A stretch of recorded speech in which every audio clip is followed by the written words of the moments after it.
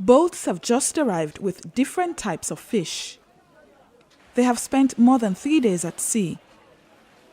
It's a normal scene here with anxious women waiting to purchase fresh fish from boat owners like 51-year-old Rita Bangura.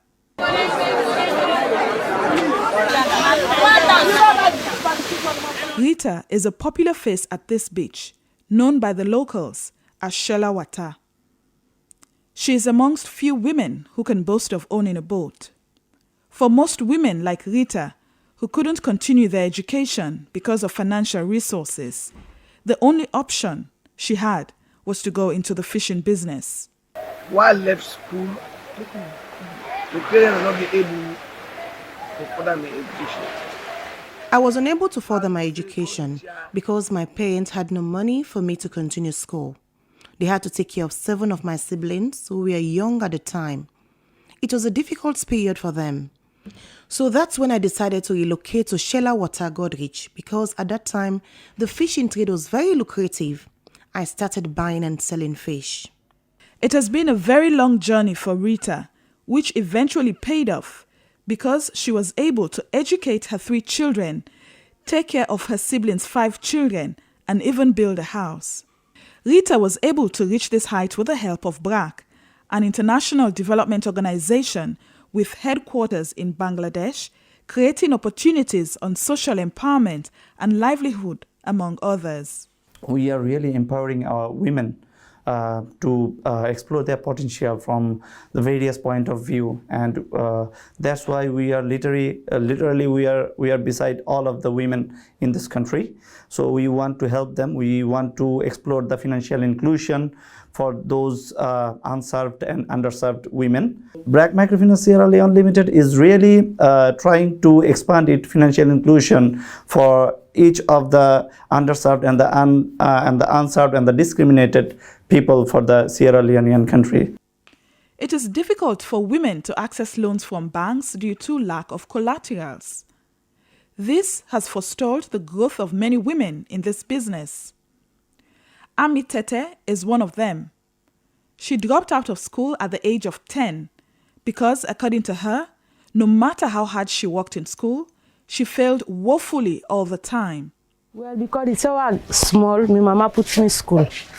But my mama na that work meet some fish work. When I was a child, I was not clever in school. I will always fail.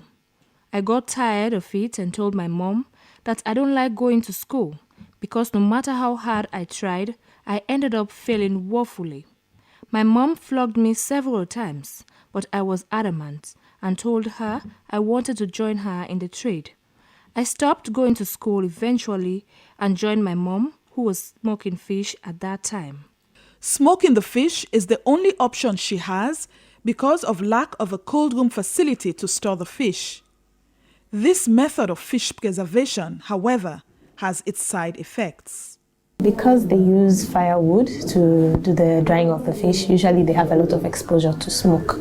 And smoke has been linked with a number of problems in the eyes, such as the most common ones are they would come complaining of irritation or burning sensation in the eyes, which is usually because the eyes are dry.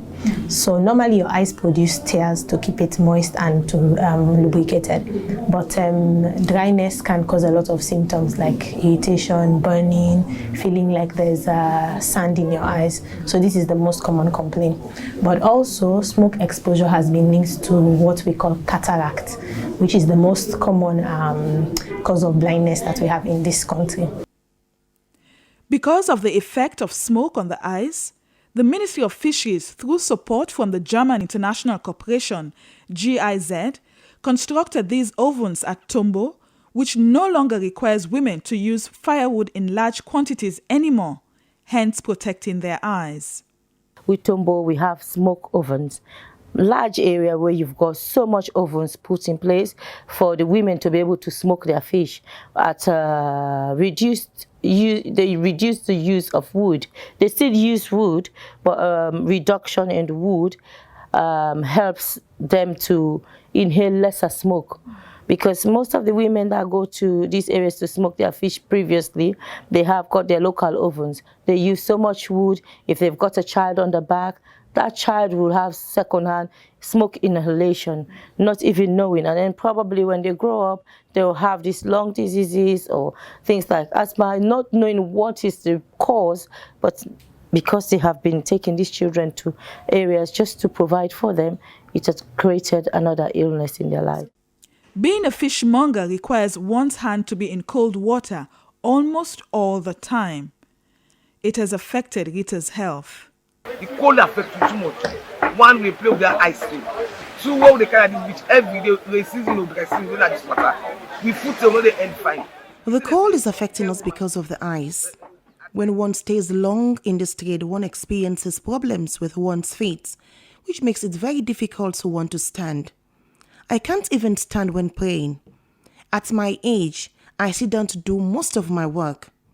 One of my friends died due to high blood pressure. There is so much work, especially when smoking fish. It affects one's eyes and body too. We spend the entire night smoking fish and get up very early to sell the fish. Even cleaning the fish and getting it ready can cause bodily damage, which most women in the trade have experienced. If you check out the geographic location of these fishmongers, most of them are staying offshore, they are staying at the wharves and things like that. And these are crowded places. Crowded in a sense, they are slum settlements, as I can put it, okay? And in every crowded environment, just as any other crowded environment, so they are prone to quick infections like things we call tuberculosis. You know, these are things commonly people call cold. Okay, so we have a lot of them. They are children, even the women working in this environment. The absence of modern technology in the artisanal fishing industry has also contributed to the slow growth of women who are in artisanal fishing. There are efforts by different sectors to protect the people directly involved, especially in the artisanal fish sector. In a fishing community, the men go out at sea and in that process encounter difficulty with foreign vessels. What are we going to see? Then to go there. Then to go there, they are too much to see. Then to go there. Then to go there, they can inside the shop and fishing. You know they get better catch. When our husbands go to sea, they encounter many problems with the trawlers. They fish where they are not supposed to fish. Sometimes, some foreign trawlers will even beat up our captain and fish where they are not supposed to fish. There was a time when there was a ban on fishing in some areas. We are able to make more money then. When that happens, we spend more money on fuel as we have to go far into the sea to catch more fish. The Joint Maritime Committee, comprising police, military, navy, immigration, and others, handles all matters happening at sea. Chief Superintendent of Police Patrick Parker, who is head of Maritime Police, is not new to some of the incidents at sea. The Ministry of Fisheries and Marine Resources gives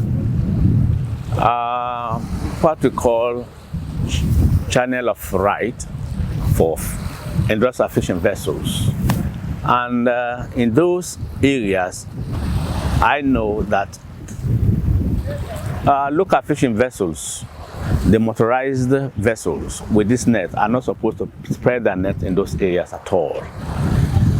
So, if they do, then the trawler may be caught that net, and that kind of report comes to us. It doesn't mean we cannot investigate. Any report of net cutting coming to us by any local fisherman, we handle that matter professionally, like any investigation in any other police department is done. But as I indicated a few seconds ago, it is a joint maritime committee that monitors what happens out at sea. It is not our role, you know, to undertake fishing protection patrols. But because the ministry then lacked the resources, I mean the equipment to go to sea to protect fishing resources, we were given that responsibility by way of an MOU. So since then we have been conducting fishery protection patrols. I think that happened in the early 2000. That was when that responsibility was shifted to the maritime wing then, but we are looking forward to becoming a Navy. Rita is a mentor and a role model in her community. She shares secrets of how to succeed in this business. What thing will make the business go before now? Una do honesty to me. Why they do want to una go sell na campaign, we no get problem. Other markets can go able to, but if na only money, the business will go. Because I don't go able to fail the boat, I don't go buy chain, I don't go buy machine. So I can tell you that. They have to be honest in this trade. When one is given a loan, one should pay back on time and not give excuses. What do you think the future holds for women? I envisage more women groups coming up. I envisage women working together as a team, as a group. They will probably have their own local market. I envisage women having their mina properly cleaned, dried, packaged, made from Sierra Leone, made in Sierra Leone. When the fishing crews come home, this beach, known as Shelawata, comes alive with different activities. Hundreds of women line up from far and wide to purchase what they can afford. Most of the women living in this community are either fishmongers or are breadwinners whose contribution in the fishing industry remains invisible. Only few have been able to purchase boats or make something meaningful out of their lives due to lack of financial support. Women here have been able to keep this trade running with small loans from microcredit organizations and also loans from group members. Reporting for SLBC, Hawabari, Shelawata, Shabro Town, Godrich.